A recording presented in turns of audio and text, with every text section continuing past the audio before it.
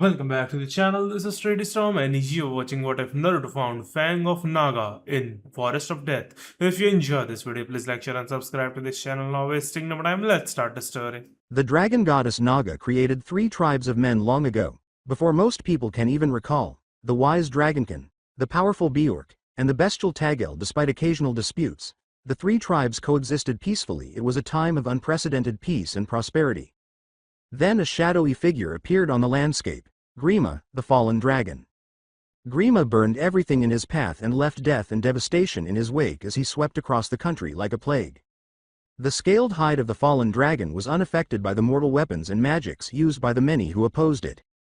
Grima's foul presence drove the Earth Dragon clans insane, turning them into mere thralls to her evil intentions.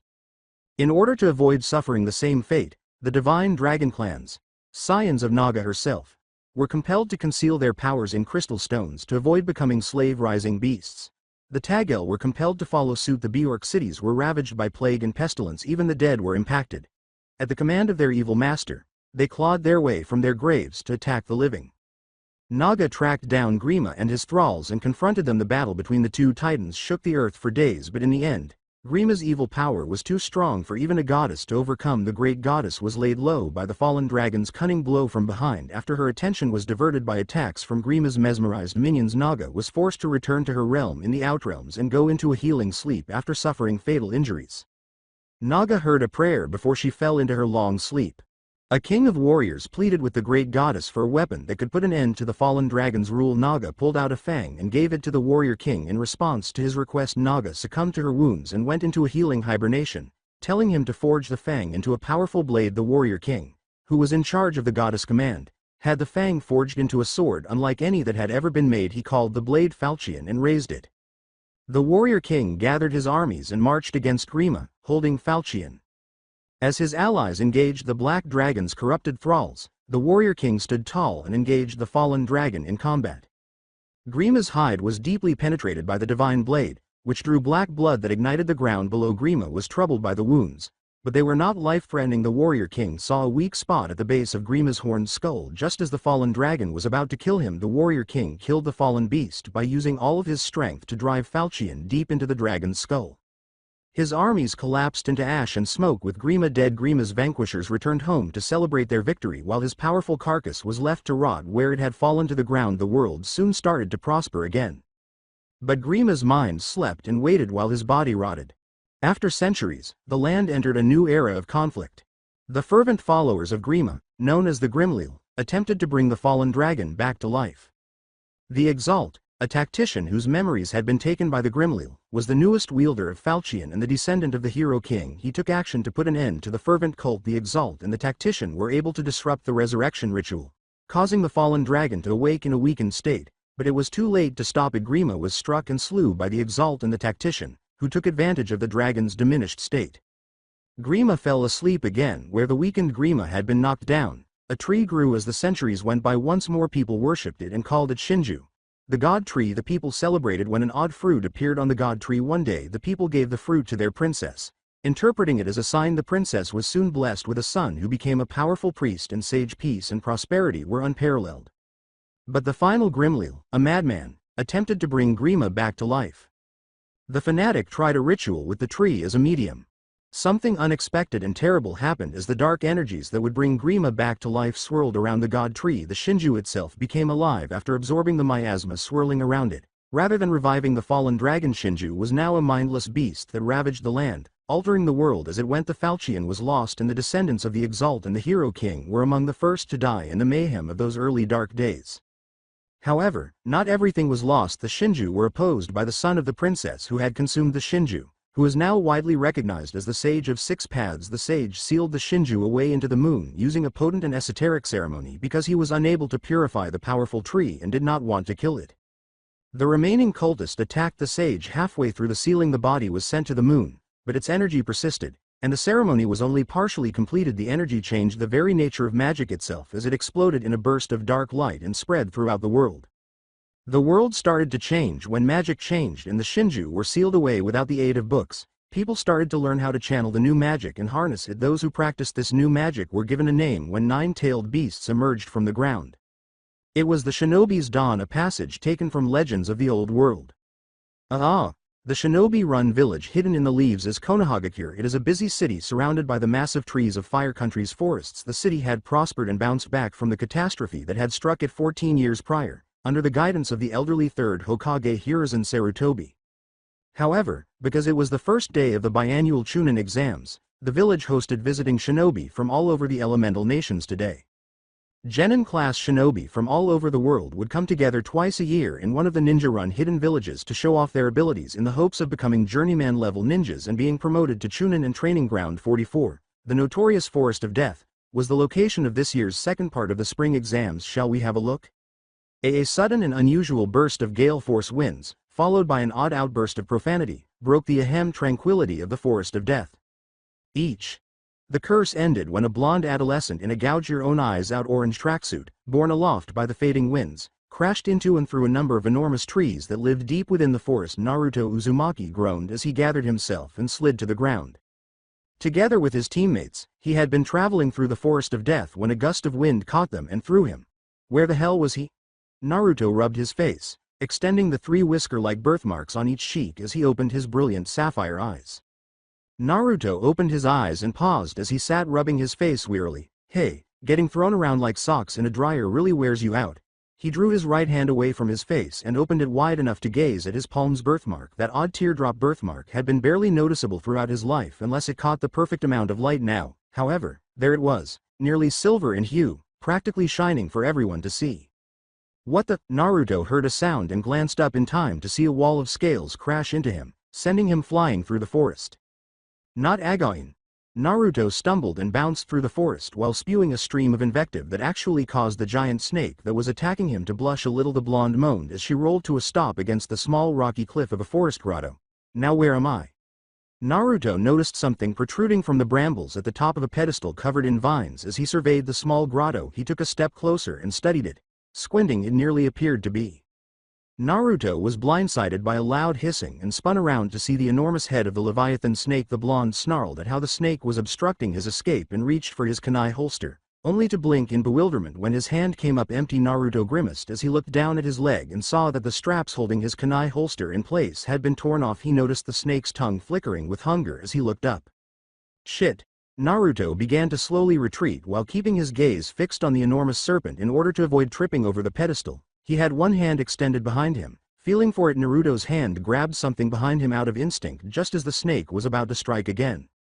A people paused and turned to see a radiant column of light piercing the sky, sending the clouds spiraling away from the towering brilliance, and everything stopped in Konoha and for miles around.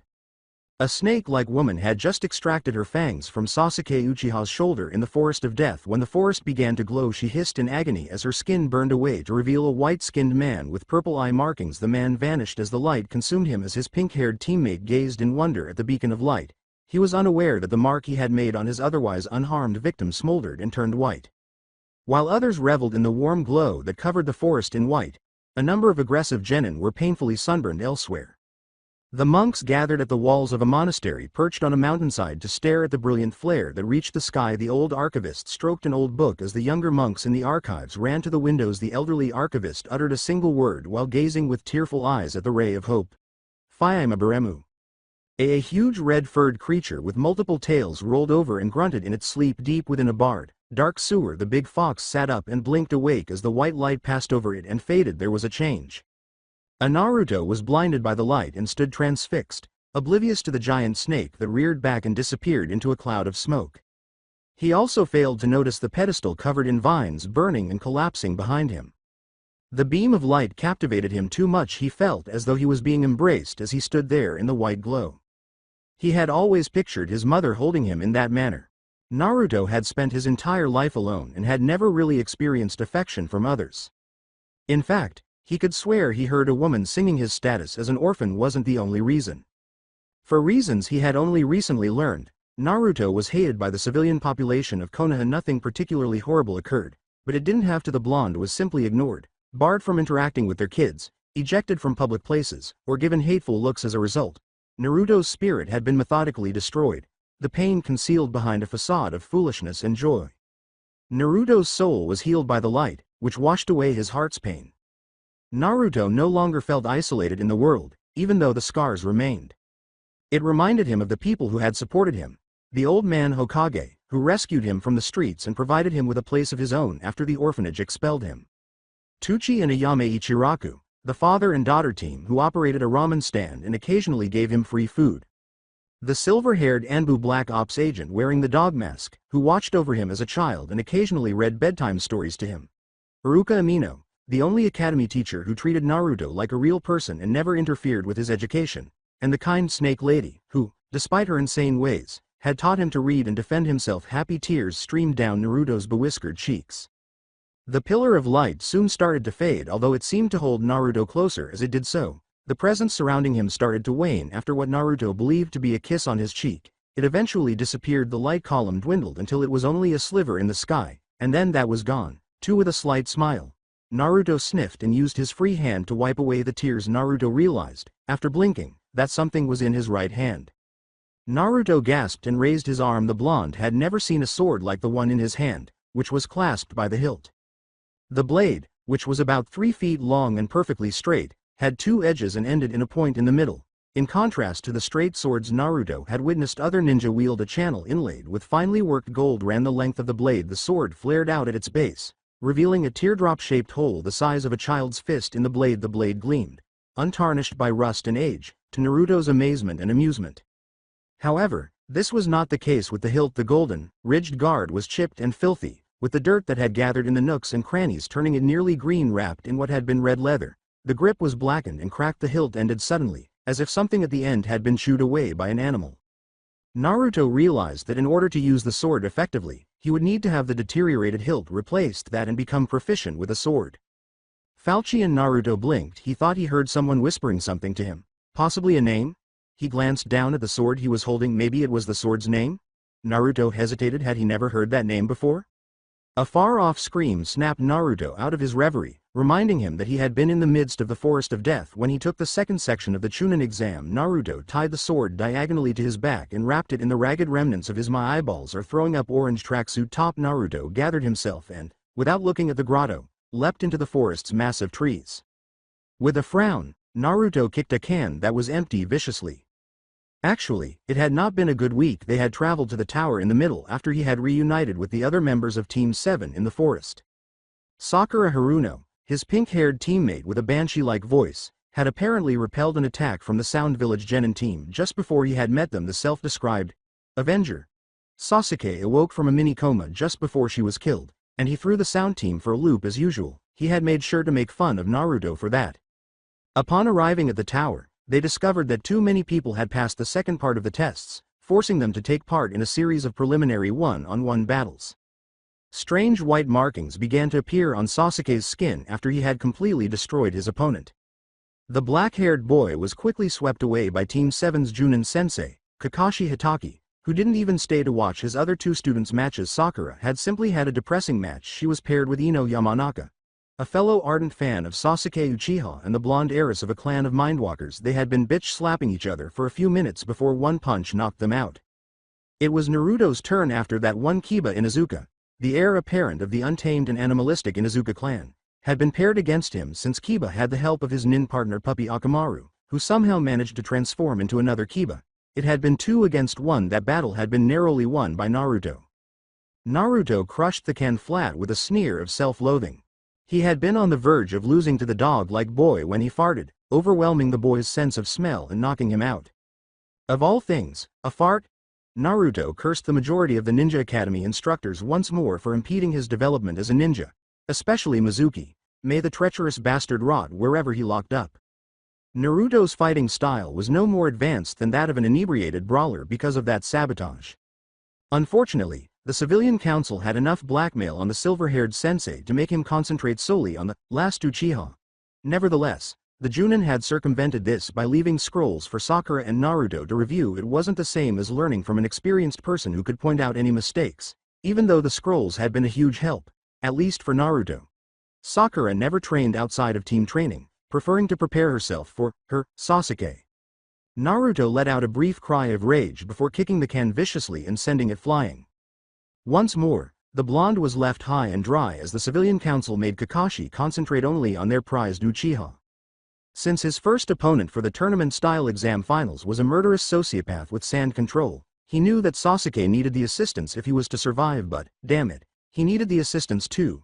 Due to an internal clan dispute, his opponent, a Neji Hyuga, had nearly killed his cousin Hinata. What would he do to a total stranger if he was prepared to do that to his own family? Naruto shoved his hands into his pockets and forced himself to relax before the third part of the Chunin exams.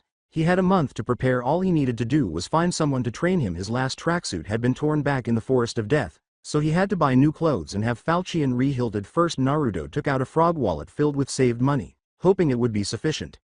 With a sigh, Tenten Higurashi cleaned the counter of her father's weapons and smithy store. She was a 2-year veteran genin with brown eyes and brown hair worn up in panda ear-like buns. She was usually very excited about working in her father's shop, especially since she loved weapons, but at the conclusion of the second section of the Chunin exams, she had suffered a pathetic defeat in the preliminary round. Every weapon Tenten had thrown at her had been deflected by a kunoichi from the hidden sand village who possessed wind control. She was quickly defeated because her main tactic, actually, her only tactic, of using an opponent as a pincushion didn't work.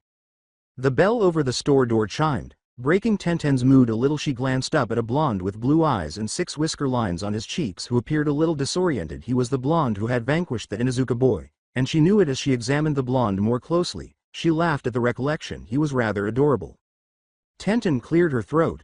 Welcome to the Bronze Kanai. What can I help you with? After giving a little start, the boy approached the counter with trepidation. He carefully set something on the counter after removing it from his back, wrapped in orange rags that make blind children cry.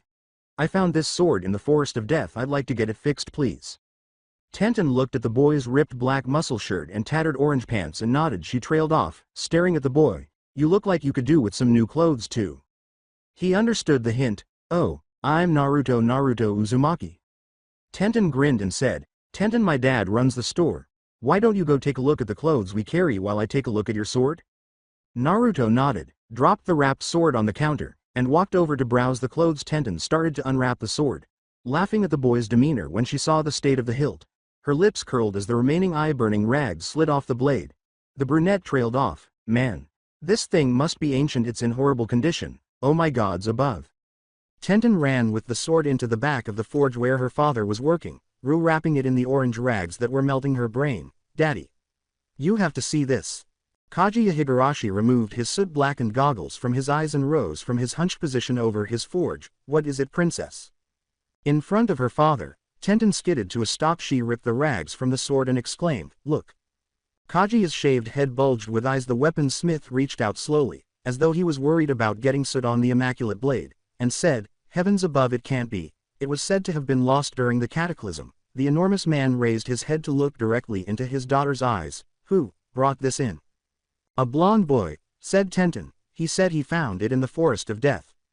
Well, how about that? Kaguya drew a thin bead of blood with his thumb as he ran it over the edge. According to the legends, I want to see this boy.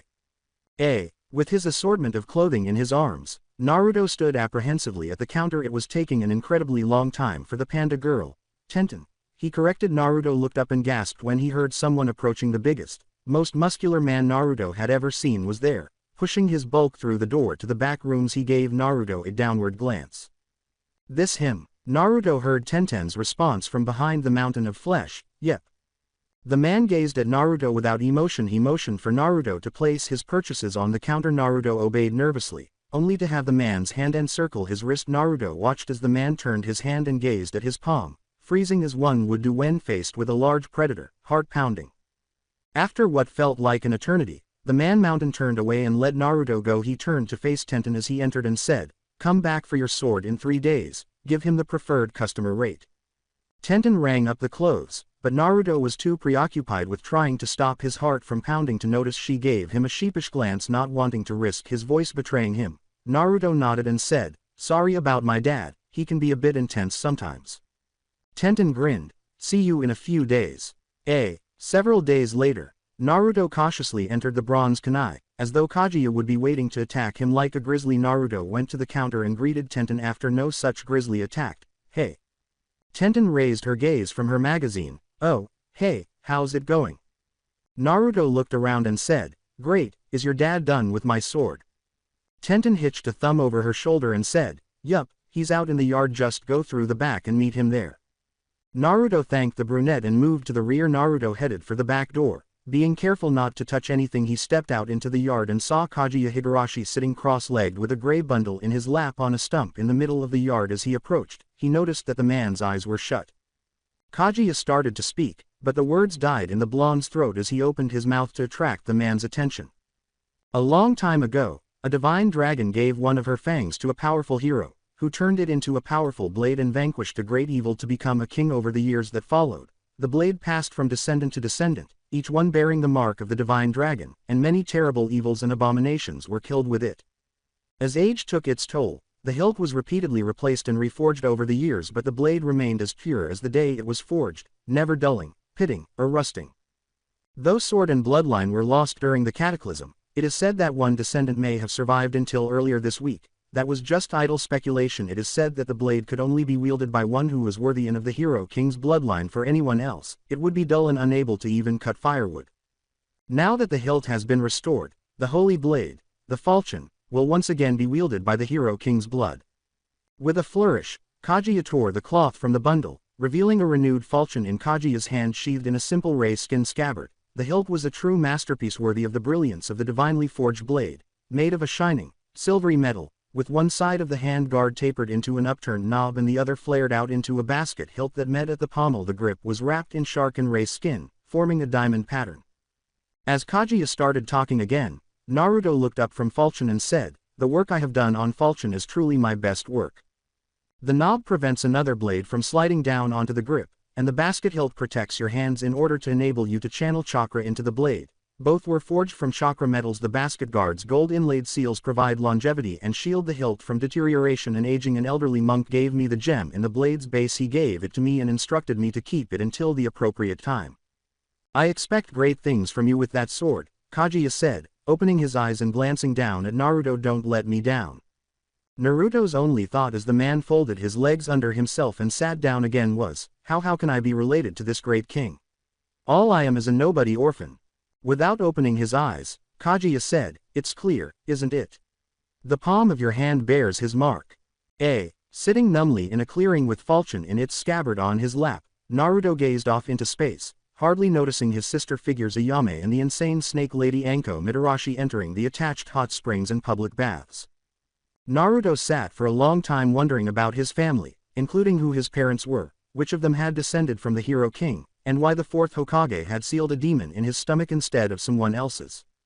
Naruto's heavy thoughts were interrupted by a perverted giggle as he turned to face the hot springs. He noticed a heavy-set man with long, bushy white hair and a kabuki actor's outfit standing atop a large orange toad. To Naruto's ire, the man was writing in a notepad and staring through a knothole in the outer wall, which contained his sister figures. Whispering into the man-sized toad's ears, Naruto snarled and stalked up behind it, saying, "I'd leave if I were you." The white-haired pervert fell to the ground with a stifled curse and attempted to get back up, only to freeze, and when he looked up, he saw a seething blonde with a bright, shining sword between his legs, less than an inch from his little ninja. The toad shrugged, looking at the coldly enraged blonde, and disappeared with a pop of smoke. "And what exactly do you believe you are doing?" With a deceptively composed tone, the boy said, "I am conducting research," and the man produced an orange-covered book. "After all, I'm a renowned author."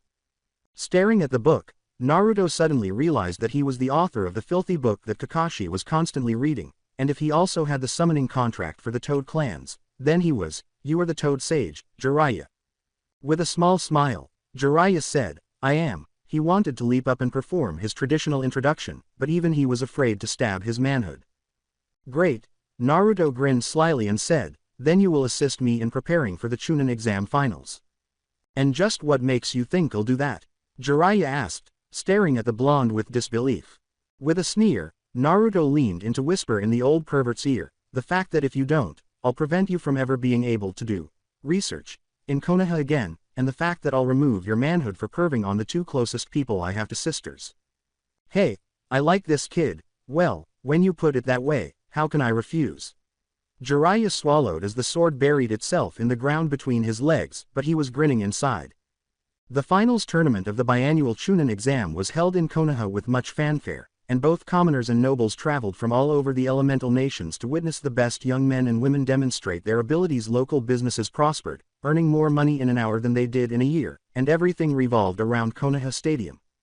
Numerous eyes darted to the finalists waiting in the arena, but oddly, only 6 of the 9 finalists were there. Dosu, the only finalist from the Hidden Sound Village, Naruto Uzumaki, and Sasuke Uchiha were noticeably missing. The stands were crammed with spectators, some of whom had waited years to attend. Before long, spotlights came to life and focused on a Junin chewing on a Senbon needle while donning a bandana that protected his forehead backwards. Ladies and gentlemen, welcome to the 75th Annual Spring Chunin Exam Finals. A loud cheer and thunderous applause greeted the announcement. The Senbon chewing shinobi's voice could be heard again throughout the stadium. I am Genma Shiranui, today's host. Let's get started right away. Above the stands, an electronic scoreboard featuring each finalist's picture appeared. Oddly, one of the pictures already had a thick red X through it. Dosu of Hidden Sound has been dropped from the tournament due to an unfortunate accident. Therefore, the first match will be between Neji Hyuga and Naruto Uzumaki, chosen at random. Please retire to the contestants box if you are not one of the finalists. The stadium was filled with murmurs as spectators wondered what was happening as the genin filed off the field, leaving the long-haired Neji standing alone. Third Hokage Hiruzen Sarutobi turned away from his Hidden Sand counterpart as his former pupil and spy master entered the cage box designated for the heads of the various shinobi villages. Ah, Jiraiya, how are you today? Good, sensei, Jiraiya said with a laugh. I've been preparing Naruto Uzumaki for the competition for the past month. As Jiraiya leaned closer to his former instructor, his expression darkened. He proved to be quite the quick learner. Incidentally, I'd have Ibiki Moreno vet the academy. Naruto appeared to be being openly undermined. Iruka Yumino is, in my opinion, the only instructor who is not subject to such an act. Only positive things were said about him by Squirt. I see, Hiruzen said, nodding. What did you and Naruto work on, then? Oh, you know, a little bit of this, a little bit of that. Then, where is he? I see, Hiruzen gazed out at the arena. Oh, he should be arriving right about, Jiraiya grinned. I suppose even an idiot gets things right every once in a while. Neji Hyuga snorted down below in the arena, his blank white eyes, which some mistakenly thought were blind, flat with disdain. He must have realized that destiny was not on his side. Due to failure to arrive on time for his match, Naruto Uzumaki is hereby, he said, clearing his throat as he addressed the arena after retrieving a pocket watch and putting it away. A stranger in the audience yelled and leapt to his feet, interrupting Genma. Look. Now. Every eye in the stadium looked up to see something glint in the sky above the arena, and then a silhouette shot off the roof over the stands, intercepting the glinting object and falling to the ground, sending a cloud of dust skyward as the silhouetted person hit the ground with a powerful crash, sending spectators to their feet in screams of horror. A gleaming sword was the first thing anyone saw when the dust settled, and soon a man wearing a dark brown hooded cloak with an inner layer of burnt orange could be seen sheathing the sword with a flourish that caused the crowd to roar in approval. With a gimlet eye, Genma examined the newcomer. Beneath his cloak, he saw that he was dressed in beige pants, brown leather boots, and a blue tunic with a belt fastened around his waist. A thick piece of improvised leather armor was buckled across the left side of his chest, with a swirl pattern tooled into the leather over the heart. Genma noted the unusual sword sheathed at his waist and examined the shadows cast by the man's upturned hood. What's your name? Naruto Uzumaki. A sharp smile revealed his slightly longer than normal canines, and a stiff breeze sent the man's cloak fluttering grandly even as it flipped back the hood, revealing a mop of blonde hair and a black-clothed Konoha forehead protector. The crowd went crazy. Even though many people still didn't like Naruto or even hated him, they still thought it was a good entrance, and they got to see the Kyuubi incarnate get his ass handed to him by the Hyuga clan's prodigy child. Neji grumbled. So, the failure once again fails to learn his lesson. Genma scowled at Neji's demeanor before speaking again into the arena. Are the competitors prepared? Neji scoffed at the blonde with the whiskers across from him as he slid smoothly into the firmly grounded stance of Jukenpo, the Hyuga clan's trademark style of the gentle fist. Fate has already declared me the winner, he said. With a snort, Naruto pulled Falchion and shifted to a standard double-handed grip, with the light glinting off Falchion's tip and the right leg trailing slightly behind the left. Prepare yourself. Genma swiftly chopped at the air with his uplifted hand, saying, Start. Play Battlefield. Extended music for Super Smash Bros. Brawl. Smirking, Neji smashed the two solid, semi-sapient chakra constructs with a pair of simple taps and unleashed a devastating combo upon the airborne blonde. Naruto immediately bounded forward, and as he did so, two clouds of smoke heralded the creation of two shadow clones that flanked the blonde's headlong charge. The three blondes with swords leapt at the smug Hyuga as one. The Juken was a deadly fighting style, despite the seemingly gentle taps one made while using it. In its base form, the Juken was made to capitalize on the Byakugan Eye, the bloodline of the Hyuga clan, which allowed a user to see virtually 360 degrees, see chakra in the air and body, and see through walls. When combined with the Juken, a Hyuga could target and shut down the target's chakra flow with a few simple taps, leaving the target paralyzed and defenseless. When chakra was added to the mix, Jukenpo became an assassin's art. A single chakra-laden touch could damage muscles, burst organs, or even literally scramble a person's brain. Fortunately for Naruto, Neji did not use chakra in his blows. After launching the blonde into the air, Neji turned confidently to Genma to call the match, but as he opened his mouth, Naruto disappeared with a poof. He jerked his head around and looked at the cloud of smoke that had once been Naruto. What? Neji saw Naruto approaching him from above with flames dancing on the blade of his sword and activated his Byakugan, dodging to the side to avoid the ensuing fire eruption and engaging the blonde in close combat. If both dancers were trying to maim each other, the incident could almost be considered a dance. Naruto would lunge at Neji, and the Hyuga would deflect the vorpal blade and retaliate, but the blonde would parry the Juken strike as if it were another sword and skillfully, albeit noticeably stiffly, retaliate with a riposte. Not only were the audience shocked that this blonde boy, who had been at the bottom of his class at the academy, was holding his own, but they were even more shocked that he was possibly making progress, which was unimaginable to those who knew or had witnessed firsthand the Hyuga prodigy's fighting prowess. With each blow, Hiruzen and the Cage blinked. When Hiruzen finally realized that the Cage's mouth was open, he clicked his jaw shut and turned to face his former pupil. Jiraiya, what on earth did you teach him? I was unaware that you were proficient with a sword.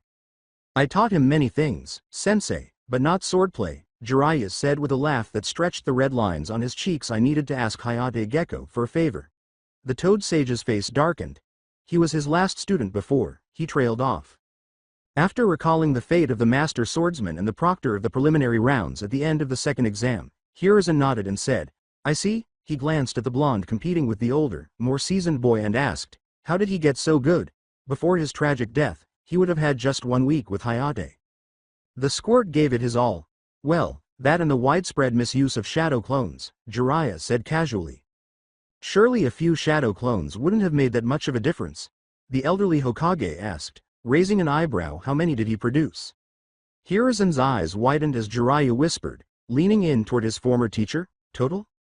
With a shit-eating smile, the Toad Sage shook his head and said, nope. One day the child gave it his all. He looked down at the match below and said, Squirt's got the knowledge and skills, now he just needs the experience to round it out.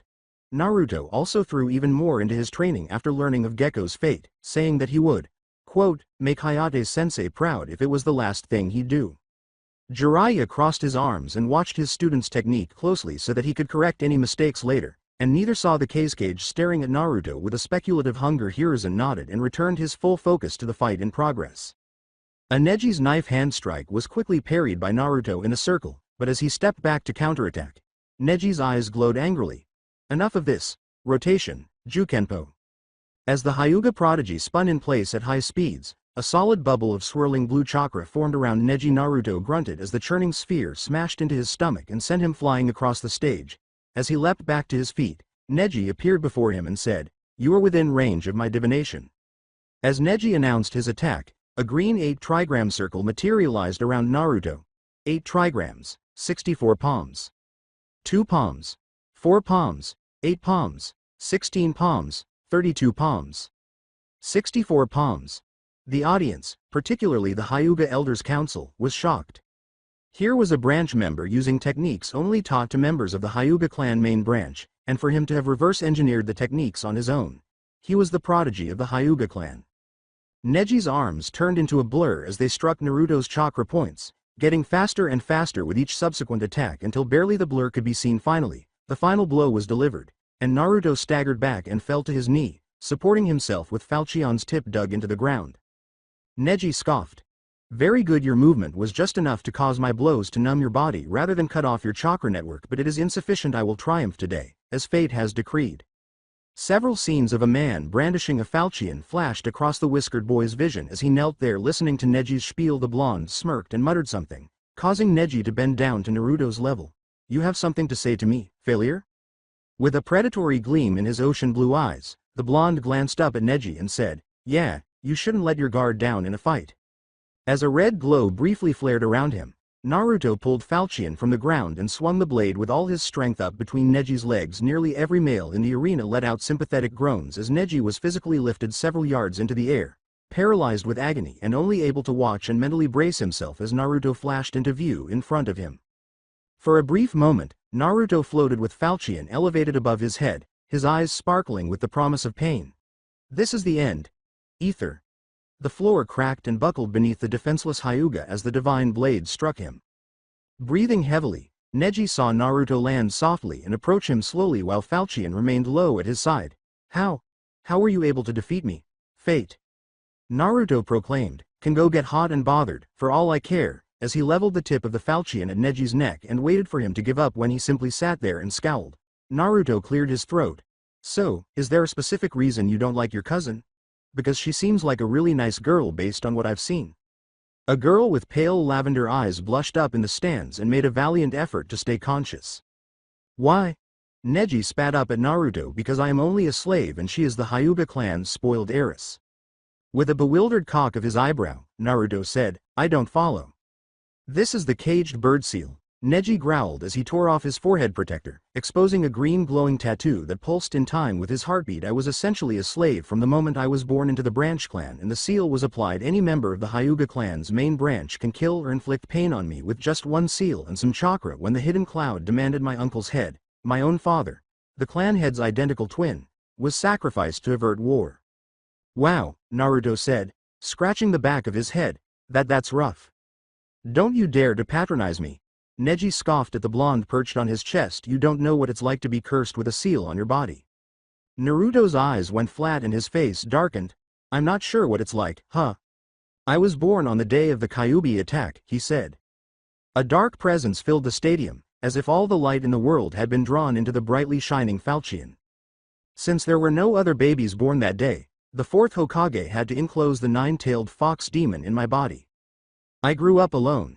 At least you knew your father before he passed away. I have been ignored, overcharged at stores, expelled from the orphanage at the young age of 5, ostracized, and starved. I have no idea who my parents are." Naruto growled and pulled back his sword, saying, "You at least still have family. Just because your life has been awful doesn't mean there isn't anyone out there who has had it worse than you. Consider it." Naruto then struck falchions flat against Neji's temple, knocking him unconscious. Sheathing falchion, Naruto turned and left, ignoring Genma's announcement that he had won. A Hiruzen put his hands on his armrests and reviewed the fight in his mind before saying, "I would say that Naruto has potential to be promoted to Chunin." The hesitant applause in the rest of the stadium began with the third Hokage and fourth Kage's courteous claps. "In the quiet aftermath of the historic battle, he has demonstrated a very good use of strategy, but Neji needs to be brought down a few pegs and taught not to disparage other shinobi. Interesting that the Uzumaki boy's sword didn't cut through the Hyuga during that finisher," the fourth Kage said, nodding in agreement before tapping his veiled chin while thinking about something. "I would have expected to see some blood, even if it had been as dull as a rusty hatchet." As he contemplated that fact, Hiruzen's eyebrows raised, but then he saw the sly expression on his former pupil's face. "Oh, do you know something, Jiraiya?" "Yes, sensei, I do," the Toad Sage said, nodding. "Somewhere along the way, Hayate learned this samurai technique and taught it to Naruto. It appears that the samurai were able to change the custom of using chakra to sharpen a blade to dull one for training. It basically transforms a sword into an elegant club, though I'm not sure how it works." Fascinating. It was unfortunate that Hayate hadn't told the villagers about this method, but if he had taught Naruto, the blonde would have probably taken the same or a comparable oath. The deceased swordsman would have probably been sworn to teach it only to any apprentice he took. With a sigh, the old Hokage returned his focus to the arena and bided his time until the next bout started. Leaf Genin Shino Aburame and Suna puppeteer Konkaru of the Desert were scheduled to fight 5 minutes ago, but Konkaru abruptly forfeited. Naruto would have assumed that the puppeteer would have jumped at the chance to fight an Aburame. He sat in the competitor's booth, fingers tapping the pommel of falchion as he sat in contemplation. Something wasn't right. When Konoha was first established, the Aburame clan was a minor clan with little political clout. However, at the height of the Second Shinobi World War, several members of the Aburame clan faced off against several high-tier members of the Suna Puppeteers Corps, which at the time had been undefeated as a whole. With many fearing their chakra-controlled battle puppets and deadly poisons, the Aburame were essentially living hives to their Kakaichu destruction beetles. The result of the encounter between the Aburame and the puppeteers had been utterly unexpected. The poisons that the puppeteers had preferred had been all but ineffective, killing only a few beetles as they sucked the toxins from their hosts. The puppets themselves were soon rendered useless, the chakra that empowered and controlled them being devoured by the Kakaichu. The battle had become a rout without their puppets. The Suna Puppeteers Corps had lost their fearsome reputation, to a group of bugs, no less, and there had been animosity between them ever since. When Shikamaru, Nara and Tamari of the desert were summoned for their match, Naruto's eyes narrowed, and he watched the Suna girl closely. Naruto didn't look it, but he had always been able to read people, and if he was telling the truth, it seemed like Tamari was going to forfeit her match, albeit reluctantly. Odd. I would really rather not have to fight a girl. Shikamaru sighed, it's just so troublesome.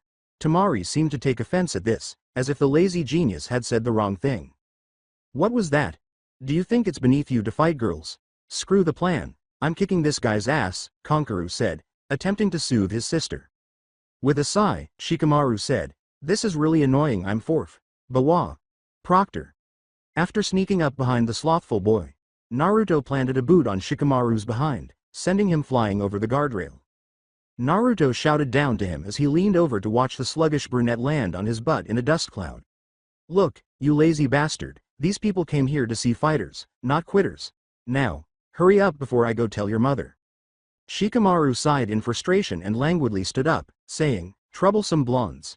If there was one thing that could motivate any of the lazy Nara men, it was the threat of their mothers, sisters, wives, and a well-used frying pan.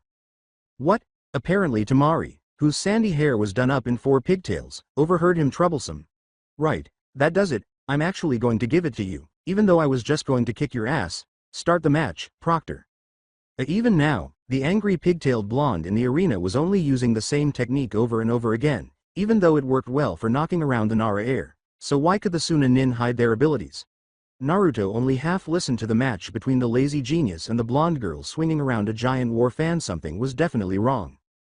As he set up for his grand entrance on the stadium's roof, Naruto noticed an absurd amount of activity among the black-cloaked, animal-masked ninja around the village. Oddly, even when the Anbu had pursued him after one of his more disruptive infamous pranks, they had never gone above using 1 or 2 squads to go after him. Naruto also noticed an entire Anbu Black Ops and internal security platoon hidden around the arena. Naruto scowled as he thought about that small detail. He had never seen so many Anbu during the day, or at night, for that matter. In fact, he couldn't recall a single instance where so many Anbu were on patrol. In fact, now that he thought about it, the number of Anbu out and about was at least twice as high as the number Naruto had counted on his various forays into the Anbu HQ to play a practical joke on the Konoha elites. This meant that an active shinobi had been called back into service, and Naruto knew, thanks to one of Iruka-sensei's lectures that he actually paid attention to. Conflict. As Shikamaru immobilized Tamari with his shadow, Naruto bit his lip and glanced sidelong at the 2 Suna nin in the competitor's box. He was certain that they were involved in whatever was happening, especially the red-headed teen with the mother complex, the oversized gourd, the baggy aqua eyes, and the red kanji tattoo over the left eye. The blonde recognized something about him, and to be honest, it gave the blue-eyed teen the willies. Naruto returned his focus to the arena. Naruto sat up and motioned for Shikamaru to come back to the competitor's booth after Sasuke and Kakashi shunned the arena. Hey, Shika, you remember that lecture Iruka-sensei gave about Leaf Village standard procedures? Naruto asked as the sluggish mastermind sat beside him. Although it was ambiguous, Naruto hoped the Nara would understand, and judging by the way he stiffened up a little, he did. So you noticed it too, Shikamaru said, averting his eyes to look at the sunny blonde beside him. I was afraid I was just being paranoid, but it would be problematic if you reached the same conclusion. Think we'd be able to, Naruto said, flicking his gaze to the other Leaf Genin in the competitor's box. Despite their disqualification in the previous round's preliminary round, the other members of what was rapidly becoming known as the Konoha 12 were also there. Naruto had never been able to fool the Nara heir with the happy-go-lucky idiot act. Shikamaru shook his head slightly, causing his pineapple-styled ponytail to sway. No, we wouldn't be able to without. Shikamaru flicked his eyes over to the Sand Nin. Although Naruto wasn't a genius per se, it could be said that he was a genius when it came to the battlefield, though he never showed it. Naruto was capable of coming up with plans on the fly. altering them at the drop of a hat, whereas it would take Nara a few minutes to come up with multiple options. Any attempt to alert their fellow Leaf Genin could be intercepted by the Sand Shinobi. Naruto grasped this right away. I wonder if Hayate-sensei stumbled across something he wasn't supposed to. He lost a lot of blood from a wind technique cut, but he was killed by a chakra scalpel to the heart. If I recall correctly, their Junin, Baki, is well known for his wind jutsus, Shikamaru said, turning to face the Sand Genin and their sensei, a man with a veil covering the right side of his face. I am aware, however, none of these Sunanin are medical professionals. Furthermore, Uruka-sensei mentioned that sand medics prefer to use real metal scalpels. He did, Shikamaru admitted. He also mentioned that fighting with chakra scalpels was something only Konoha medics were taught, which means. With a growl, Naruto concluded Shikamaru's statement, treason. Disloyalty was the one thing Naruto hated the most. As an orphan shunned by society, he placed a great deal of importance on the relationships he had with the people he loved, so when someone so casually threw those relationships away, it made Naruto furious. Before the two could think about who the traitor was, they were drawn back to the fight taking place in the arena. Gaara, the sociopathic Sunanin with the mother complex, had wrapped himself in a sphere of sand, but what really drew their attention was Sasuke, who was running toward the dome of sand and plunging his lightning-covered fist elbow deep into the sand with a cry of Chidori. A terrifying cry of anguish and shock reverberated throughout the stadium following a tense moment of silence. Blood? My blood is it. All hell broke loose as white, glowing feathers fell from the sky and onto the audience as Sasuke leapt back from the writhing, convulsing sphere of sand, sending everyone in the stadium to sleep. Shikamaru, realizing the genjutsu for what it was, grabbed Naruto by the shoulder as his mind raced. Quick, pulse your chakra as hard as you can. Naruto started to feel sleepy as he watched the feathers start to fall. As the blonde stood panting from exertion, Shikamaru looked at him owlishly and said, I knew you had more chakra than anyone I've ever met, but that was just so troublesome. Shikamaru's eyes widened as he looked over Naruto's shoulder. Behind you. That was a ridiculous amount of chakra that spread through and out of the stadium in a tangible wave of blue energy. Play Super Smash Bros. 3DS's Fire Emblem. As fighting broke out across the stadium, Naruto drew falchion and swung, cutting a shinobi with a Sound Village headband in half from hip to shoulder. Naruto and Shikamaru went back to back as several Sound and Sand Nin descended upon them. The enemy Nin would soon regret facing the scions of the Uzumaki and the Nara. For the next few minutes, Naruto and Shikamaru were like a storm of death. Working together, the two genin defeated shinobi with such ease that it would have been difficult for them to do so alone. For example, when Naruto deflected blades and caught lightning and earth jutsus on falchion, Shikamaru would send a kunai into the attacker's brain. When Shikamaru caught Nin with his shadow and redirected their wind, water, and fire techniques at their allies. When Naruto ran through an enemy swordsman, Shikamaru would strangle another with his own shadow. When Naruto would send several Nin flying with an explosion as he stabbed a flaming falchion into the ground. But Naruto and Shikamaru could only do so much before they threatened to be defeated, and as a group of sand shinobi prepared to use a mass combined wind jutsu, a swarm of beetles swept them away as Shino approached them, saying, I saw the two of you in danger of being overwhelmed and decided to offer assistance. With a nod, Naruto eliminated a rather unsightly kunoichi brandishing a chain sickle. Thanks. Kiba, Akamaru, you have my gratitude for rescuing my hive, Shino said, nodding stoically as he turned and directed his swarm into another group of enemy mooks. One particularly enterprising Sound Nin took the initiative to send a fireball into the swarm of insects, but as soon as the fireball left the Nin's mouth, two spiraling horizontal vortexes tore both fireball and caster apart. The two tornadoes dispersed to reveal a small white dog and Kiba Inuzuka, a brown-haired boy with slit pupil eyes and red fang tattoos on his cheeks. A Nin with a metal gauntlet made high-pitched noises and attacked Kiba before he could acknowledge Shino. The hypersonic attack rendered Kiba and Akamaru helpless, but luckily, as the man attempted to attack Kiba, he was laid low by a series of precise chakra-laden Juken strikes as Hinata Hyuga, his timidity forgotten in the heat of battle, rescued the feral boy. The two genin and the Nin puppy covered each other as they fought, grinning in gratitude. Naruto was in danger of falling to two identical twins brandishing pikes when, out of nowhere, the left twin was sent flying across the stadium by a giant fist, while the right twin's eyes went blank. To Naruto's dismay, the twin leapt off the balcony, breaking his neck against the arena floor. Naruto turned to face the giant fist and welcomed the sight of Choji Akamichi carrying an unconscious Ino Yamanaka over his shoulder. Naruto blinked at Ino's statement, I won't be repeating that anytime soon. Hey guys, welcome to the party, Naruto said with a smile. As Choji and Ino entered the battle, they grinned in recognition. Naruto turned to face a small group of Sound and Sand Nin, but stopped when he saw Tenten, the panda-haired girl from the Bronze Kunai. He was shocked to see Neji Hyuga, despite being bandaged and sore, whirl through a group of enemies to Naruto's side as a boy wearing orange leg warmers and a green spandex suit on crutches used his own casts as bludgeoning weapons. Naruto recognized him as the boy who had been crippled by Gaara during the preliminaries. Lee. Before Naruto could respond, "No fighting," the doctor said. "That was his name, I see." As a missed sword thrust sliced open his cheek, Naruto looked at Neji and yelled, "Uzumaki? I wish to formally apologize for my behavior before. I'm not complaining, but why the sudden change of heart?" Naruto stammered through his thrust, barely catching his opponent in the gut before he recovered his composure. The man fell over as gray sludge started to pour from his eyes and nose after Neji tapped him on the forehead. "While I was recovering in the medical wing, my uncle revealed to me the truth behind my father's death and delivered a letter from him to me." Neji paused before sending a chakra strike between the man's legs and blocking a Sound Nin's axe kick. "Perhaps the rest of the story could wait until we are not fighting for our lives?" Neji said. "Agreed." As the fighting stopped for a moment, Naruto looked up and froze when he saw the box of purple flames on the stadium roof above the cage box inside. The Hokage, one of the few people who had treated Naruto like a human during his childhood, was fighting the traitor Orochimaru and two somewhat familiar men with glowing red eyes. Naruto wasn't sure why, but he felt that he had to be up there to support the Hokage. As the battle resumed, Naruto dashed past a nin who was preparing to attack the large boy from behind and made his way to Choji. "Choji, I need to be thrown to the roof by you." "No problem," Choji said, glancing to where Naruto was pointing. Choji grabbed Naruto in his suddenly enormous hand and lifted him up. The Akamichi leapt forward and hurled Naruto like a javelin. After landing with a roll on the roof, Naruto sprinted to the wall of purple flames where an Enbu squad was observing the elderly Hokage's standoff against three. "Hey, what's the situation?" he asked the squad. "The traitor Orochimaru trapped the Hokage in with him," responded an Enbu wearing a mask that depicted the face of a tiger.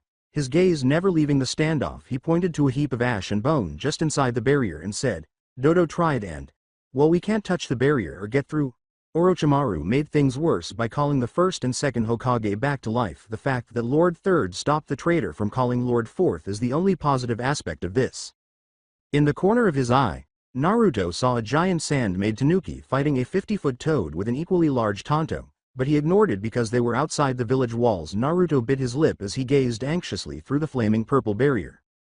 "Sir, I may be able to break through to the Hokage, but I don't know how long it'll last," Naruto said to Tiger as the sights of a blue-haired woman wielding falchion flickered past his eyes as he stared at the barrier. The blonde saw her employing a technique to smash through thick wooden and metal shields, guards, and even energy barriers. Holding up a corner of the barrier, a red-headed kunoichi who was one of the Sound Nin snorted, "Yeah, good luck with that, shithead." With a nod, Tiger told his team to prepare, saying, "Okay, Uzumaki, whenever you're ready."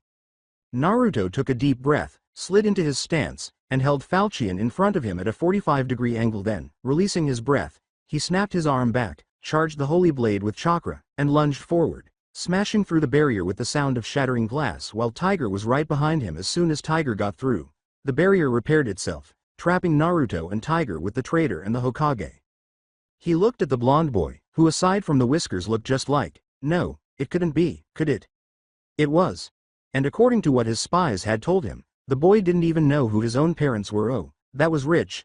What were the chances that his son was the most despised person in Konoha besides himself? Orochimaru stared in surprise and mild rage that two people, one of whom was still in puberty, had violated his barrier jutsu. The same barrier jutsu that was supposed to be impenetrable? The white-cloaked Anbu captain's chakra tasted of water and earth with a hint of wood. Had one of his experiments survived? If so, it was unfortunate that he had misplaced the notes to that particular endeavor when he was expelled from Konoha. Well, time to greet the guests. And who was the other one? Orochimaru flicked out his tongue. Well, those annoying newcomers have shown up. Welcome to the experiment, and the brat, you're not going anywhere anytime soon. Wearing his black armored battle gear and helmet, Hiruzen looked at Naruto and Tiger as Orochimaru snickered darkly. While I can't say I don't appreciate the help, you shouldn't have come here, children. Hiruzen bit his thumb, blurred through hand seals, and smeared blood on the ground. Summoning jutsu. Enma, Monkey King. A burly, white-furred monkey in a tiger print tunic, standing a full head and a half above the battle-clad Hokage, appeared before them with an explosion of smoke. Naruto blinked. Huh? Jiraiya referred to him as the old monkey? For this reason. Orochimaru caught the monkey's attention. You again? You should have killed him on that day, Sarutobi, he said, turning to face the elderly man who had called him. Hiruzen took a deep breath and cracked his neck, saying, once more, you are absolutely right, my old friend Enma. However, it's better late than never. Please, adamantine staff. A gold-tipped black staff the size of a telephone pole stood on end next to Sarutobi as the air cleared, condensing and shrinking to a more manageable size as the elderly Hokage took it in his hand. Hiruzen brandished the staff and gave his wayward former pupil a menacing glare. Naruto, Tiger. I will deal with my traitorous student, Hiruzen said, nodding. The first and second Hokages are dealt with by you two. Hiruzen stared down his former pupil, taking in the snake-like man's long, greasy black hair and the faint purple eyeshadow over his yellow, slit eyes, as his two subordinates acknowledged their orders and sprang into action. You've made me regret ever allowing you to live, Orochimaru. Hiruzen wondered where the old monkey had gone wrong in teaching him. Play Golden Sun. The Lost Age Music Extended Battle Felix, Brawl version. Hiruzen watched in disgust as Orochimaru withdrew a GN and then slurped up the snake like a particularly thick ramen noodle. Orochimaru erupted in hysterical laughter, then gagging, tilting his head back and regurgitating the head of a snake, which in turn regurgitated the hilt of a sword. Careful, Sarutobi, that's the legendary Kusanagi no Tsurugi sword, Enma's disembodied voice said, opening an eye on the staff the Hokage was holding. Even though my body is strong, I can still get hurt by it.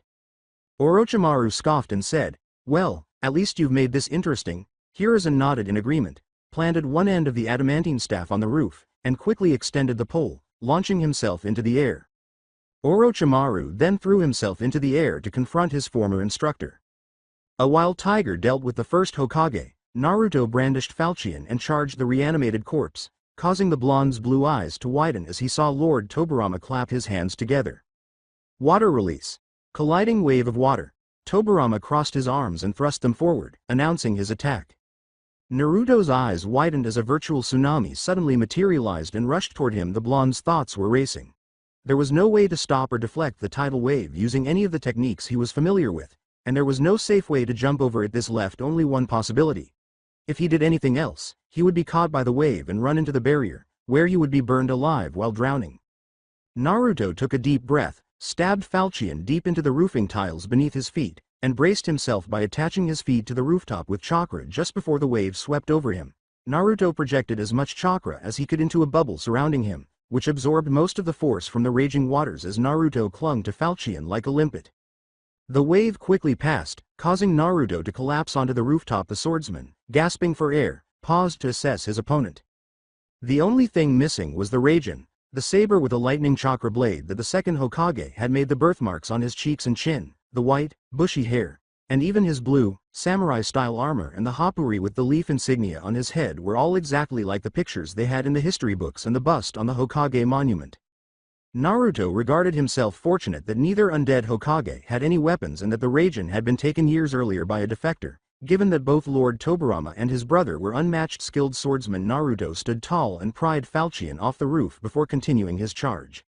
Naruto sped past the animated corpse, removing an arm in the process, but he heard an odd warping sound and turned around to see the severed limb disintegrate into pieces of flesh and cloth that reassembled on Tobirama's body. Naruto cursed, realizing that he would have to use death blows at that point because nothing else would work.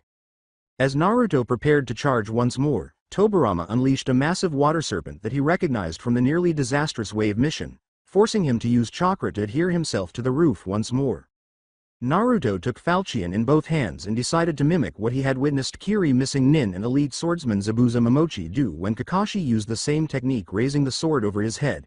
Naruto brought it down in front of the water dragon to cut the technique in half down the length, his cloak billowing behind him in the stiff gale caused by the water roaring past. After the water dragon broke apart and fell into a puddle, Naruto charged forward and fought Tobirama again for the next few minutes.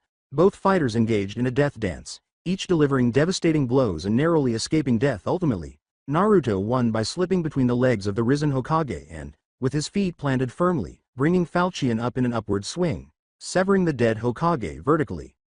Naruto turned to see how Tiger was doing as the second Hokage vanished into smoke, but he blinked when he saw that the Anbu captain was matching the resurrected first Hokage's jutsu to jutsu, and with the wood release at that. Something the first had been renowned for and had been able to perform only. Naruto's eyes narrowed. Orochimaru had referred to Tiger as an experiment, hadn't he? This implied that Tiger's wood release skills were a product of Orochimaru's perverted mind, which should imply that Tiger's own skills would be inferior to the first's. Nevertheless, Tiger was surpassing the first Hokage with ease, albeit not effortlessly. That shouldn't have been possible. Naruto thought, is it possible that the first Hokage was resisting whatever control Orochimaru had on him to hold back? It seemed likely, and if so, the second Hokage had also been resisting. Naruto slumped, feeling suddenly less accomplished as a result of defeating the second Hokage. Naruto heard a pained cry and turned to see the third Hokage on the ground, clutching at a bleeding calf. The blonde knew he had to do something when he saw Orochimaru gloating over the man Naruto regarded as a grandfather. Naruto repositioned his hold on Falchion and leapt forward, the tip of the blade leaving a glowing trail in the air behind him. A fire seemed to shoot through Hiruzen's veins as he fell to the roof. Orochimaru had taken advantage of his age and carelessness by sneaking past his guard and stabbing him in the shin. Hiruzen looked up to see his former pupil standing over the Hokage as a shadow passed over him. Oh, poor sensei, you would probably prefer to take a long, comfortable nap at this moment, don't you? Then allow me to fulfill your request. I'm sorry everyone, I've failed, Hiruzen said, closing his eyes and leaning back as he watched Orochimaru raise the kusanagi in a stabbing motion. He knew from the fire in his leg that the blade was coated in poison and that a cut to the torso would be fatal no matter what. No. Clang. Orochimaru jumped back in shock, disengaging the swordlock, and Hiruzen's eyes snapped open to see that the gleaming blade of Falchion had intercepted the kusanagi, and that Naruto stood guard over the elderly monkey. How? Anything can be broken by the kusanagi no Tsurugi. With a sly smile, Naruto said, my divine dragon fang beats your giant snake kidney stone any day. Orochimaru sneered, then growled in rage when he realized what was happening. Wait, how did you escape the reanimation jutsu? Naruto sneered and scoffed, oh, that? I sliced him in two. That's not possible, exclaimed Orochimaru, who was ready to rip out his hair. I know you're not very good at seals, but he should have been able to recover from anything less than a tailed beast level ceiling. Hey, I have a holy sword, impossible's my shtick. Naruto shrugged. Are you going to stand there and look foolish, or are we going to fight now? With the kusanagi brandished low, Orochimaru charged at Naruto while growling in fury. A Orochimaru of the legendary 3 Sannin was an S-rank ninja, which was well deserved since the snake-like man was arguably on par with the cage and had many jutsus because he wanted to learn every chakra-fueled technique in the world, according to the bingo book, the pamphlet that listed all shinobi with a bounty. Orochimaru was a master of psychological warfare, and the majority of his opponents and victims overcame themselves. For those he was unable to psych out, Orochimaru's unwavering determination allowed him to withstand what should have been fatal blows, playing with his prey until he ended their suffering. Armed with the kusanagi no Tsurugi, no blade could defeat him because he was also a skilled swordsman. One might assume that Naruto had no chance at all, but there were a number of factors that worked in his favor. Orochimaru was very conceited. He had become overconfident in his skills after winning one battle after another without suffering any injuries or scratches, which caused them to stagnate. He was skilled with the sword, but the snake ninja was self-taught, with a form full of holes and imprecision. And, finally, he had become overly dependent on the kusanagi, taking advantage of his opponent's shock when their blades were cut. It was too easy. Naruto was shocked to find that he was holding his own against Orochimaru. An S-ranked missing nin. He had to be careful because Orochimaru still had a lot more experience than he did, and the sword he was wielding appeared to be poisoned, but this was much easier than he had anticipated. As he battled the slippery Sannin, Naruto saw Orochimaru repeatedly make mistakes that Hayate-sensei had taught him on the first day of learning Kenjutsu. It was clear that Orochimaru had never received formal sword training. These mistakes included a thrust made with an elbow that was just too loose, a swing that came in too high to hit that sweet spot where it is difficult to block properly, a foot that was an inch too far to one side creating a faulty foundation, a feint that came in too hard and went out too quickly, and a riposte when he should have counterattack. The snake Sannin admitted that he had never received formal sword training, but he still had years on this boy, who was sending out clones left and right, and to his chagrin, the boy was matching him clone for clone. It was infuriating that every time he used an area of effect technique, the brat would weather it or bat it away with that sword of his. Orochimaru was incensed. Let's see how he handles this, Orochimaru thought slyly. Using a variation of the tree-walking exercise he had learned, Orochimaru maneuvered the kusanagi until the flats of the blades touched, then stuck his sword to the blonde brats and wrenched it from his hand. The slippery Sanin disengaged the technique and watched with satisfaction as the shining longsword landed point first in the roof not far away. Naruto cursed as the falchion was ripped from his grasp. Feeling a little panicked inside, he jumped back from the suddenly euphoric Sanin and did everything he could to avoid getting hit, which he managed to do for a few minutes before Orochimaru cornered the bewhiskered teenager.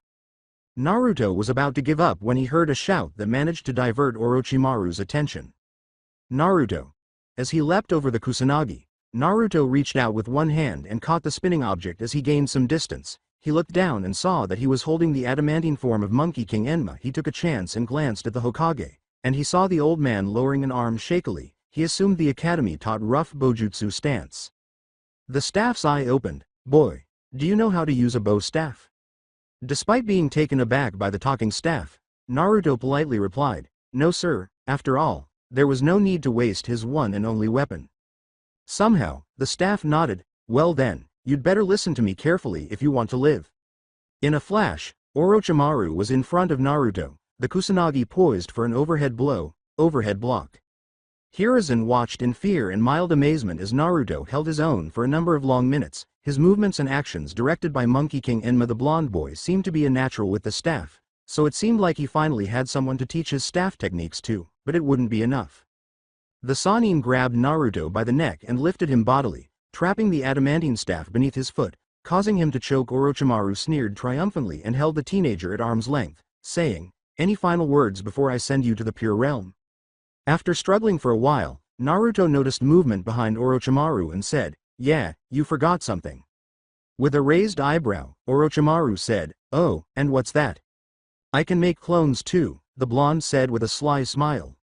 A shadow clone swung the falchion down on the arm holding Naruto in the air, causing the snake Sannin to scream in pain and surprise. Orochimaru used the Kusanagi to dispel the clone, then kicked the original away and leapt back to make room. The traitor sneered at the boy, saying, "A clever ploy, I will admit, but ultimately fruitless." To Naruto's dismay, Orochimaru started to vomit up a perfect replica of himself, essentially shedding his skin. Orochimaru popped his joints, and as the skin shedding technique left him without even a bruise or a scratch, he rolled his shoulders and attempted to create a clone, only to find that he was still missing an arm. "What? No, how can this be?" He looked up at Naruto. He hissed in anger, "What did you do?" To be honest, Naruto had no idea. It was wonderful that whatever the snake had tried had failed, but in reality, all he had done was have a clone cut off his arm. Not even adding chakra. Orochimaru sneered at him before he could take any action. Sound 4, we're heading out. Before Naruto or the Anbu squad could intervene, the sound shinobi anchoring the barrier's four corners dropped the technique, bundled up their deceitful leader, and disappeared into the fighting taking place around the stadium roof. The last thing Naruto felt as the darkness took him was the feeling of being caught, completely worn out, both mentally and physically. Naruto stumbled shakily over to the prone Hokage as he came down off the massive amounts of adrenaline in his bloodstream. However, before he could get halfway, the fatigue took its toll and Naruto collapsed. The wizened Monkey King blinked in surprise as he picked up the boy's sword, shaking his head in disbelief as he held the unconscious genin in one big arm. The boy was the wielder of none other than the fabled falchion, which certainly explained a few things the Monkey King thought as he swung one-handed over to the Anbu gathered around his summoner. The old stories did say the sword guided the wielder. The man in white with the tiger mask struck Enma as he approached the Anbu squad, saying, "Lord Enma, the Hokage is stable, but we need to get him to the hospital to treat the poisoning." "Lead on," Enma said. Nodding, all followed. Tiger nodded and rejoined the squad. The Anbu captain hurried to the hospital with the unconscious Hokage in his arms, his squad and the monkey summons in tow. "Oh look, I'm in the hospital. I wonder how the old man's doing," Naruto said, groaning as he clawed his way out of the darkness. For a long while, he just lay there, staring at the white plaster ceiling. Suddenly, a realization hit him, and he shot upright. "Old man." Naruto immediately regretted sitting up because his entire body resisted the motion, and as he winced at the pain coursing through his body, he heard someone laugh. The blonde turned to look to his right and saw his sensei Kakashi Hitaki sitting by the window. Kakashi Hitaki was an intriguing example, to put it mildly. At 25 years old, his wild, gravity-defying hair was already silver, though he insisted it was always that way. His forehead protector covered his left eye like an eye patch, and his lower face was covered by a black mask. Interestingly, the lanky Junin was typically found reading from an orange-covered book, giggling perversely at the contents. "It's good to see you awake, Naruto," Kakashi said. Reading his small orange book without even looking up at his pupil. How do you feel? Looking at his teacher and squad leader, Naruto mechked a little as he attempted to stretch out his aching body. Sore everywhere. The old man, how are you?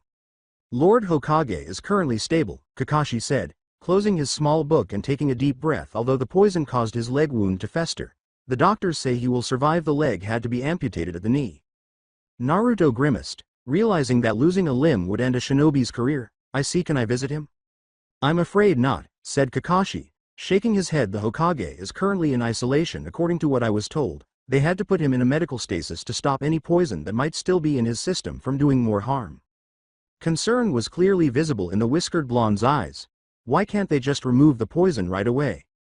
Through his mask, the Junin's frown was visible, because the poison somehow weakened the Hokage's immune system, and the doctors aren't competent enough to handle both at once.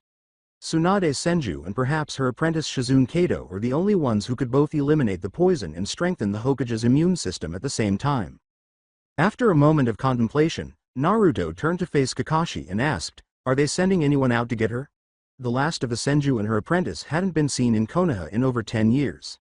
Yes, in fact, that's part of the reason I'm here, Kakashi said with a nod. Lord Jiraiya desired for you to accompany him in his search for her. He's been busy managing damage control with the councils, but he would be here to ask you directly.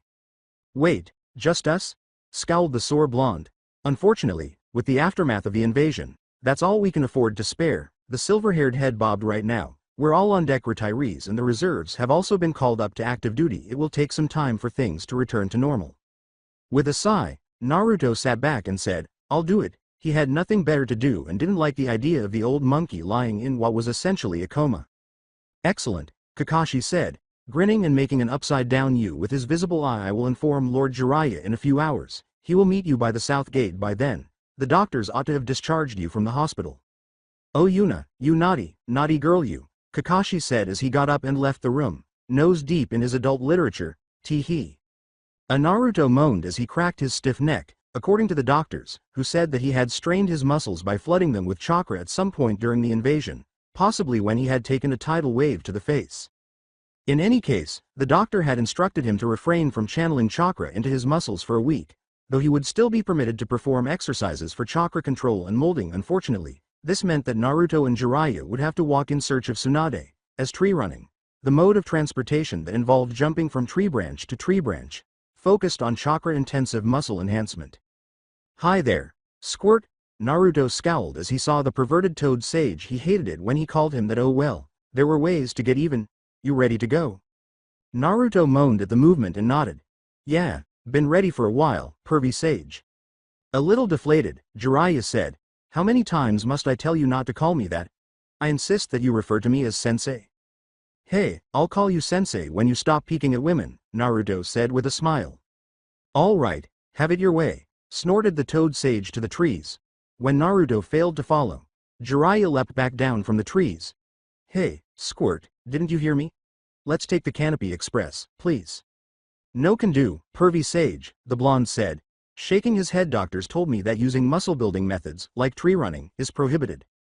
Ah, Jiraiya gave a contemplative nod, then grinned roughly. Then we go for a walk. When something caught Naruto's ear a few hours later, he stopped completely and strained to hear it again. Jiraiya continued, only to realize he was talking to nothing, and when he turned around, he saw Naruto gazing intently into the forest. Hoi, Squirt, what is going on? After a few moments of waiting in silence, Jiraiya complied with Naruto's request that the sage be quiet. Jiraiya scowled and said, that sounded like an animal in distress. I wonder if... Jiraiya coughed in surprise as Naruto shot forward into the brush. Wah. Hey, hold on. For some reason, Naruto felt compelled to assist whatever animal was making those distressed noises, so he charged through the underbrush. Before long, he broke through the trees and entered a clearing. A chestnut horse, tied to a tree in the center of the clearing, was surrounded by a pack of wolves. Naruto snarled and made a number of shadow clones that changed into kunai, which he then hurled at the wolves. While most of the kunai only injured their victims, a few wolves were killed outright. The wolves, sensing competition in the form of a fox, regardless of size or shape, focused on Naruto. Drawing falchion, Naruto started eliminating the wolves one by one. Occasionally, one would jump on his back and be stopped by the heavy cloak and leather armor. Others were killed by simply being punched with falchion's basket hilt. Still others were caught mid-leap and borne to the ground before their necks were crushed by a stomping boot. Eventually, only one wolf remained.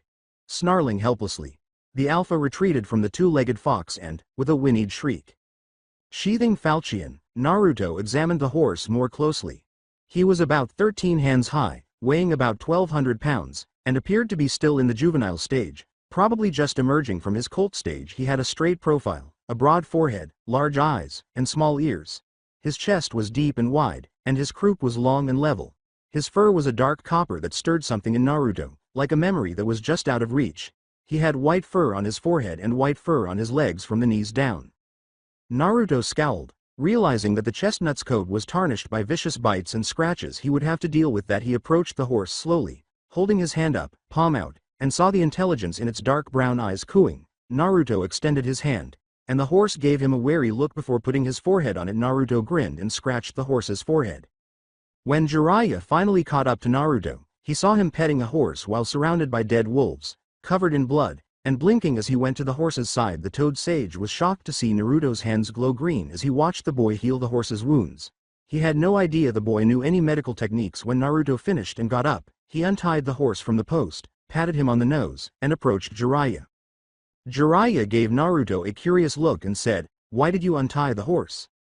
"He's been attached to that post for a long time." Naruto sighed. "The person who left him here is probably never going to return. In order to allow him to travel home, I untied him." That is just one example of how highly intelligent horses are. As they made their way back to the path, the toad sage nodded and said, "I didn't know you could do medical techniques." "I can only speed up the healing process to close wounds," the blonde said, suddenly flushed, waving a hand at the white-haired man beside him. "The fish the academy had us use for practice ended up exploding if I tried anything else." "Oh, yeah." When the sun began to set a few hours later, Jiraiya stopped and turned to face the blonde who was eating an apple next to him.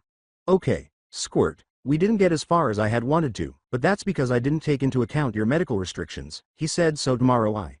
Jiraiya trailed off, staring at Naruto with disbelief.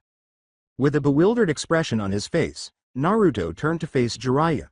"Pervy sage, he followed me home," he said, turning to face the chestnut horse that was standing a few yards away on the path. The horse nickered and trotted over to Naruto, snatching what was left of his apple with his lips and beginning to crunch on it. "Can I keep him?" Jiraiya nodded absently, snookered, but after a while her mind began to function normally again. "Hey, Naruto, do you even know how to take care of a horse?" Turning around, Jiraiya trailed off as he saw one Naruto removing the bridle and saddle, another Naruto using a curry comb on the chestnut's coat, a third Naruto using a knife to pick clean the frog of one hoof, and a final Naruto filling a metal tub with water. "Hey Naruto." The Narutos all paused what they were doing and looked at Jiraiya. "Since when do you know how to take care of a horse?" "Well," said the Naruto filling the tub, "I tried to enter the library when I was younger, and I found a book about horse breeds and horse care. The librarians threw me out without returning it when they discovered me in possession of it." The Naruto speaking shrugged and said, "I still have it somewhere. I learned to read with that book." Jiraiya nodded at the horse and filed that information about the library away in his mind. "So, what breed is he then?" "Well, I could be wrong, but I think he's a Percheron," Naruto said after examining him. Prior to their adoption as an agricultural breed, they were historically employed as war horses. Naruto rubbed the chestnut on his nose as he finished adding water to the tub and said, "You know, I'm going to have to give you a name. What about Akinori?" The Percheron blinked his head up and down after glancing at Naruto. "Excellent, it's Akinori." Sitting heavily on a stump, Jiraiya said, "He could comprehend that?" As Akinori snorted mockingly, Naruto shot Jiraiya a funny glance. "Of course he did." Naruto said horses have a high level of intelligence. Jiraiya got up, rolled his eyes, and went to camp. "Whatever," he paused, then turned to face the equipment Naruto was using to groom Akinori. "Hey, Squirt." "Yes? Have you been hoarding those items in the hopes of acquiring a horse?" Quizzically, Naruto looked up. "Huh? Oh, no, I just made some shadow clones and had them transform into what I needed," he said, looking down before understanding finally set in. "Oh." The following morning, Naruto was keeping up with the tree-running Sannin on horseback as they made up for lost time. "How are you doing down there, Squirt?" Naruto yelled back, looking up. "Not as bad as I thought it'd be. Akinori's lack of temperament is advantageous." "Good, it's still some ways to the next town, so keep up." After pulling Akinori up in front of the hotel and getting off, Naruto discovered the joys of a novice equestrian. Saddle sores. Fortunately, after taking care of Akinori for the night and arriving at his room, Naruto found that his saddle sores had not progressed beyond minor but painful skin abrasions lying on his futon. Naruto made a note to get padded pants soon. Naruto was distracted from his misery by a knock on the door. He moaned to himself as he slowly got up and limped to the door, trying to avoid letting his inner thighs touch the fabric. The blonde opened the door and said, "Yeah, what do you want?" The sight of a blue-skinned, red-eyed man who dwarfed most sharks made Naruto freeze. "Uzumaki Naruto? We're bringing you along, Uzumaki Naruto? You'll accompany us?" When Naruto saw the two men at his door, he slammed it shut and spun around, reviewing what he knew about their entries in the bingo book. That wasn't good. He would need a strategy. Itachi, did he just slam the door on us?" Kisame Hoshigaki asked, blinking at the door in front of him. Itachi Uchiha, Hinide, unflappable, I think he did, Kisame. Can I cut off his legs? Kisame asked, removing the bandaged horse slayer sword Samahata from his back. Itachi sighed in agony for a long time. All right, however, you are carrying him. Kisame smiled, bringing Samahata down on the door, reducing it to a cloud of splinters and sawdust, and watching as their target leapt out the window as the dust settled. A being on the second story would normally be a deterrent, but for someone with even a modicum of shinobi training, 20 feet was not an issue, so Naruto decided that discretion was more important than bravery and left the building as the door disintegrated. Luckily, Naruto had tied Akinori up at the water trough beneath their window. In his healthy but stunted paranoia, Naruto untied the percheron quickly, jumped onto Akinori's back, and poked him in the flank, riding bareback as the chestnut horse sprang into a gallop and using chakra to prevent himself from falling off. Naruto glanced over his shoulder and saw two blurs burst from the hotel window. Quickly pursuing him, he turned back and reviewed his hastily devised plan in his mind. It wasn't a very good plan, but it was the best he could think of against two S-class missing nin and without Pervy Sage's support. The fact that their target was mounted somewhat perplexed Kisame and Itachi. After all, what kind of shinobi rides a horse? In any case, the two soon started pursuing their prey, following him into the forest and out of town, and when they finally located their target, he was waiting for them in the middle of a clearing. Was he being bold, or was he simply foolish? Either way, he was theirs. Itachi. Sasuke, a black-eyed boy with black hair that looked like a duck's bottom, burst through the hotel room's broken door, screaming his hated brother's name. The lightning crackling around his fist died as the last Uchiha looked around the empty room in confusion, screaming in anger, his vengeance denied. Sasuke started to throw a tantrum. "The great Jiraiya is here, so don't be afraid." When he saw that the only other person in the room was currently destroying the furniture out of rage, the Toad Sage Jiraiya leapt through the broken door and began his ostentatious introduction. Entry as Dynamic. Jiraiya turned around after hearing a shout coming from behind him, only to be struck in the face by a flying foot. The red-eyed Uchiha stepped forward as soon as Kisame and Itachi touched down in the clearing, saying, "Naruto Uzumaki, you will be coming with us, or I will let Kisame cut off your legs and we will carry you." Ignoring Itachi's announcement, Naruto bounded out with confidence, pointing to the monster of the mist. "Kisame Hoshigaki, I offer you a swordsman's duel." He had hoped that Jiraiya would have arrived by now, but the sage had not yet arrived, so Naruto had to resort to Plan B. On the inside, however, there was a slightly different story. "Oh dear Kami, please let this work." Itachi was stopped in his tracks when Kisame extended his arm and said, "What are your conditions?" 5 minutes, sword techniques only, Naruto replied. "Swallowing you leave me alone. If I can endure that long you win, and I follow you easily if you use the sword to strike my head or body." Itachi began to say something, but Kisame cut him off, saying, "I accept." "What are you doing, Kisame?" Itachi made a demand of his companion. Itachi, the shark-like man, said, "I still have my pride and honor as a swordsman, even though I am an honorless shinobi. Besides, this should be fun." He grinned, which was a little unsettling to look at because of the sharp, pointy teeth. One cannot refuse a challenge from another swordsman without losing face. Taking Samahata by the back, Kisame strode forward and raised the bandaged sword in front of him, saying, "I, Kisame Hoshigaki, student of Fubuki Suikazan of the Seven Swordsmen of the Mist, former member of the same and current member of Akatsuki, do accept your challenge." Recognizing the traditional response to a challenge, Naruto drew falchion and held it in a swordsman's salute. "I, Naruto Uzumaki, student of Hayate Gecko of the Crescent Moon, genin of Konohagakure, do recognize your acceptance." Itachi moved to stand off to the side of the two swordsmen, and after what seemed like an eternity, Itachi slowly started to raise his hand. The two swordsmen stood opposite each other, watching and waiting. Nursing the bruise on his cheek as Taijutsu Master Might Guy left with a still fuming Sasuke. Jiraiya looked worriedly out the broken window. Where was his student? Where was Naruto? The Toad Sage noticed a sudden flare of chakra outside the town there. Launching himself out the window, Jiraiya could only hope and pray that he wouldn't be too late.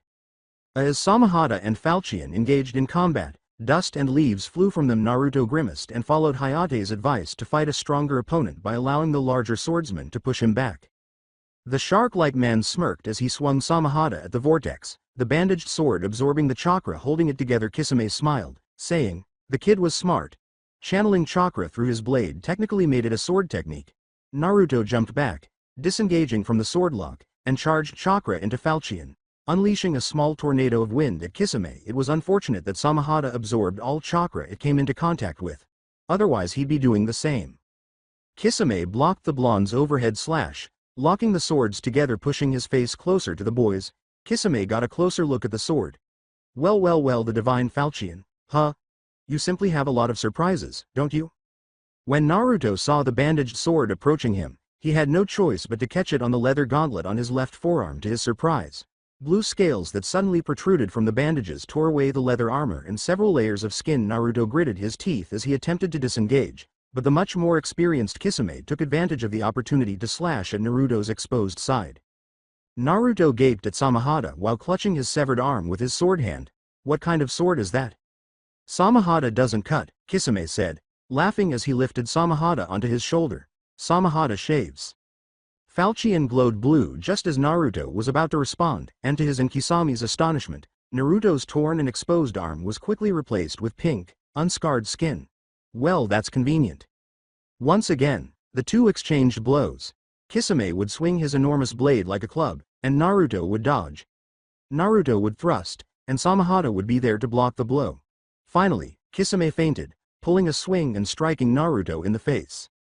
Clutching at his broken nose, Naruto was caught off guard when Kisame drew Samahata across his shins, sending the blonde to the ground face first. Rolling over, Naruto barely managed to avoid the scaled sword's downward swing. Naruto's eyes widened as he spat out the dirt from the sudden crater that had formed next to him, and he saw the sharkskin sword coming down on him again. Out of desperation, Naruto held Falchion above him, bracing the sword with one hand on the blade, and as Samahata pushed Falchion down, he screamed in agony and defiance, his arms almost breaking from the impact and Kisami's brute strength. The sword got closer and closer until it was just a hair's breadth away from tearing up his face. Time. Naruto let his arms drop to the sides in relief as the pressure subsided, and he heard Kisami's voice as he gasped for breath. "Well, I'll admit, I didn't expect you to be that good. You were underestimated by me. I won't hold anything back the next time."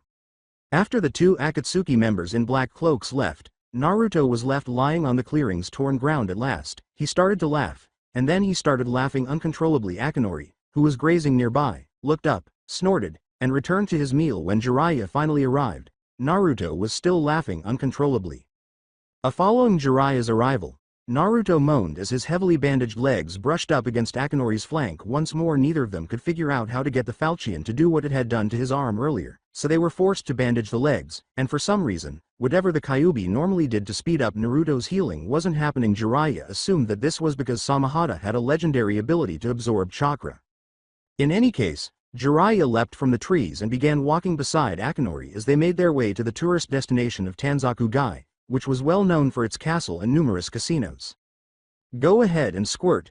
Jiraiya threw a storage scroll at Naruto. After giving the scroll a curious glance, Naruto arched an eyebrow at Jiraiya and said, What's this?"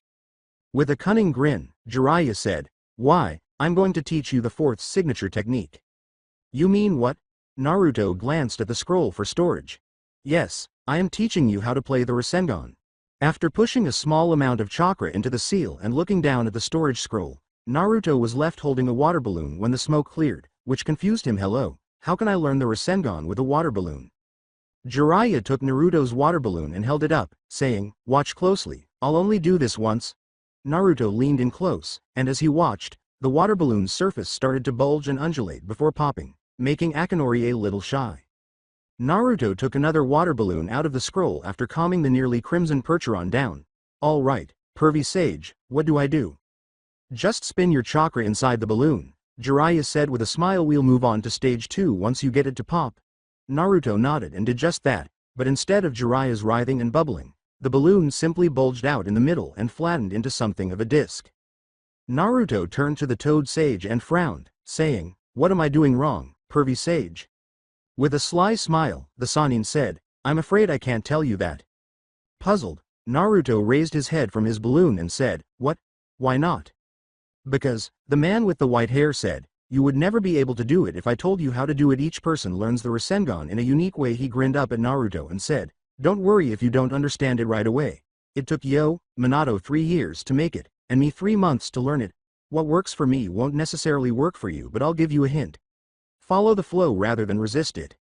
Looking at the balloon thoughtfully, Naruto said, "Go with the flow." He tried spinning his chakra in the opposite direction and discovered that it was much easier to do, but the balloon still flattened instead of popping. Gosh! Naruto frowned at the water balloon he was holding. He had spent the last few hours trying to pop it, spinning faster and slower, narrowing and widening the chakra, but nothing had worked, and all he had left was a flattened balloon. Examining the balloon, Naruto idly scratched at the leather half-breastplate over his chest, running his fingers over the engraving in the leather. The cloaked blonde froze as he felt the shape of the tooled design, then looked down at the proudly displayed Uzumaki spiral. Naruto thought as he traced the multi-spoke spiral, which reminded him of a whirlpool. Naruto thought about the water balloon. The method he was attempting to learn was called the spiraling sphere. Maybe, like a whirlpool, he needed to have several spirals rather than just one circle. No, that wouldn't make the bulges I saw pervy sage make. Maybe if I...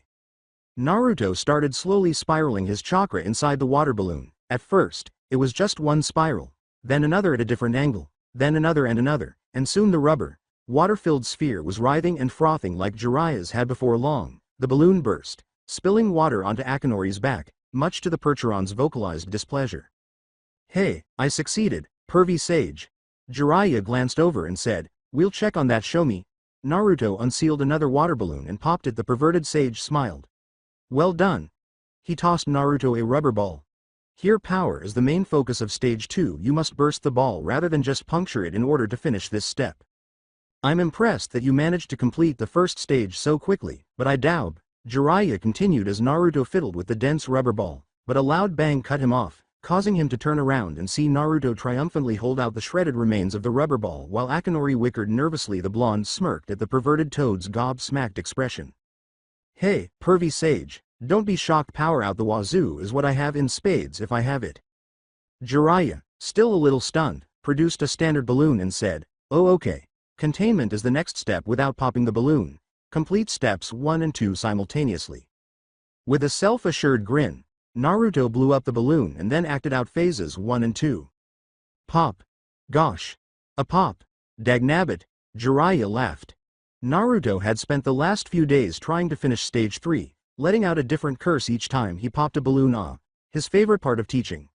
Listening to the student curse non-stop, it was interesting to note that the student had a lot of different curses, as he had not yet repeated any of them. Nevertheless, it was best to let the kid take a break. As they were almost there, he turned around and said, "Hey Squirt, give it a rest, we're almost there." Naruto looked at Jiraiya and sighed as he let the half-inflated balloon in his hand deflate before putting it away and saying, "Hey pervy sage, where are we going again?" "Why, Tanzaku guy, of course." Jiraiya smiled as he entered tour guide mode, his arms flung wide for dramatic effect. The gambling hub of the Land of Fire and the location of the renowned Tanzaku Castle. Confused, Naruto glanced at the location Jiraiya was pointing to. Pervy sage, what castle?" Jiraiya raised an eyebrow as she turned to stare at the smoking ruins of the renowned Tanzaku Castle. So that's it for today. I hope you guys enjoyed it.